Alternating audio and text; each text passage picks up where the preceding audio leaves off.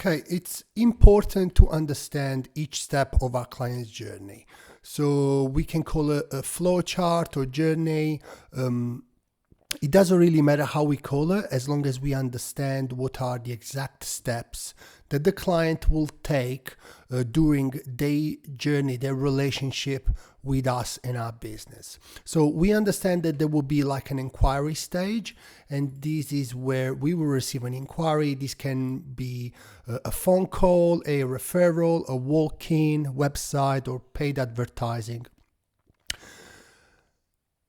Being able to address this inquiry promptly and really specifically to the inquiry will make a big difference. So it's proven that clients are looking for fast responses, and consumers believe that one of the most important things that a company can provide is fast customer service. So having this response documented and knowing exactly what to do when the inquiry is received, it will already provide us with the edge against our competitors. Think about someone that might inquire for a services. They're not just inquiring to your business, they're probably inquiring to 2, 3, 4 businesses at the same time.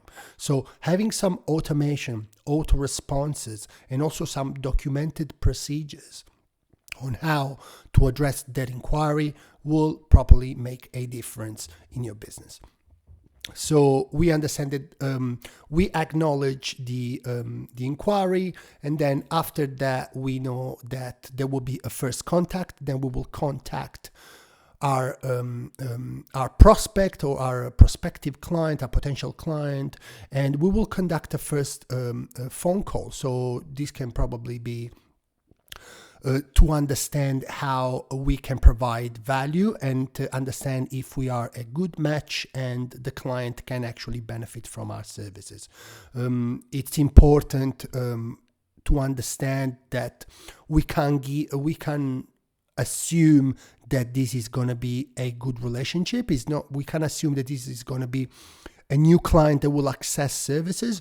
This has to be managed like a two-way conversation where where both parts receive something and benefit from the relationship. So we will conduct this phone call, and your admin team will be equipped with some tools like some sales scripts or some information that you want to touch base with the client. So some points that you really want to touch with the client. So sometimes we grab a phone call, but we are guided by the questions that we've been given, and we sometimes forget, we omit some critical information that can actually make a difference. So having that documented, it will help us conduct a better phone call and having a better conversation, a more comprehensive conversation where all the information that has to be delivered is actually delivered. Now let's assume the client is happy with the information we provided. We're going to go to the next step, and this will be an onboarding step. Do not skip this step. Don't jump from the first contact, booking, bang, service delivery. Try to provide an extra step in between where you provide some extra customer care, where you do provide a welcome pack or some information that helps the client to familiarize with your business, start to get comfortable, and start to like the brand. These will ultimately increase the lifetime value and average lifetime of the client, so they will stick longer with you, and it will also ensure that like all your clinical team has all the information that are needed to be able to deliver a successful session or appointment or booking. So once we do this, of course, we equipped our admin team with a number of tools and resources so they know how to perform that activity at best of their potential. After that, we know that the clinical team will be delivering services, and can be, I don't know if it might be also support work or any type of service really applies here. It's important to understand how to provide that, and that is not my domain, that is not my expertise, so I'm sure your team of experts will know how to do this in a great way, or at least I hope. Next, we have feedback. So after we deliver service, we want to grab some feedback. Again, the admin team will have like a process that will go through how to ask for feedback. It might be SMS or email or a phone call, what to do when the feedback is positive, what to do when the feedback is negative. It's important that, again, we gain that feedback, because will not only allow us to learn and improve, but it will also tell the client that we care and we are listening to them, and whatever they tell us, whatever they are concerned with, it will be taken in consideration. Our leadership team or our whole team will probably sit down and talk in their weekly meetings about this feedback that's been received. Sometimes it's a win, sometimes it's not a win, but every feedback is a great opportunity for us to improve. After that, we will have like a review, and this is usually where the clinical team, after 2 or 3 months, will 2-3 months, it depends how many sessions, 12 sessions, will review the service that is provided. They might and this is where like we renew services, and maybe the client will need a report because they need to ask for more funding.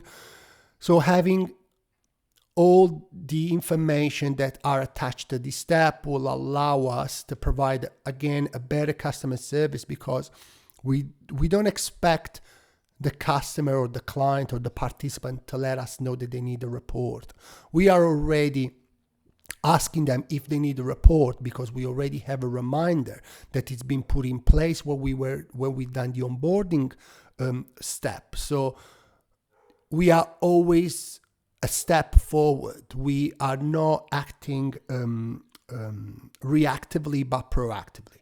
So after we've done the review, we do sometimes we have to terminate services. There are always like a different reason why this can be done, but again, having a clear checklist on how to like what to do when we receive a termination communication, email, phone call. So imagine like we receive a phone call, the client is expressing the desire to terminate services. So we have to know what to do, what are the steps, how do we talk to the client, and it's not about changing the client's perspective. We have to facilitate their request in a way that it's easy, healthy, and it still ends up with leaving our company in a good spot. So we want to make sure that we do the best that we can to finalize the step and finish that relationship in the best way we can. So I hope you find this useful. I will dive in more into details, but please keep in mind that it's important to understand that this is just an example on how to use this tool. And the reason why I'm doing this is so you understand also the flexibility that it provides you, because it can be molded around your operations, and you can really adjust it around the way you are doing business. This, of course, can be also adjusted around the tools that you use, like your CRM, calendars, or email forms, any software that you use. You can implement this using your own tool, so you don't need anything else. You just need to ensure that each step is clearly defined. So if there is an update that you have to do on your CRM, you enter here, update clinical. And if you know that like you want to update your dashboard because you're keeping data of all the intake that you're receiving on a monthly basis, all the termination you are receiving on a monthly basis. So then update spreadsheet,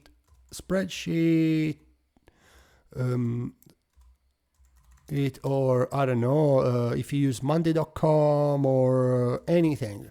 So in that way, you can't miss that step. So if you are looking at keeping track of where all the inquiries come from, so update clinical, then update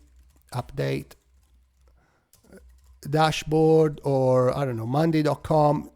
So you add a new line, and then you know that like it will appear on the dashboard. Again, this can be molded around your operation. So use the tools you have and make sure that you document everything. This will give you a lot of peace of mind that this is basically how you automate your business and how you provide top-notch customer service. As your business grows and your operation changes, it will be much easier to just change it, identify and change the steps that you will need to change. So having this in place, it's really great. And that you can also, use it to implement the change, the associated training. Imagine all your admins are trained around this. Now, okay, guys, we are changing the way we are dealing with client onboarding. So you will provide them with a new version of how to set up key reminders. We changed it. So it's much easier once everything is documented. I hope you enjoyed this video. If you require any assistance in implementing something like this in your business, book a free 30 minutes consultation with me, and I'll be happy to provide you all the information you need to get started. And yeah, I appreciate you watching the video. Thank you so much.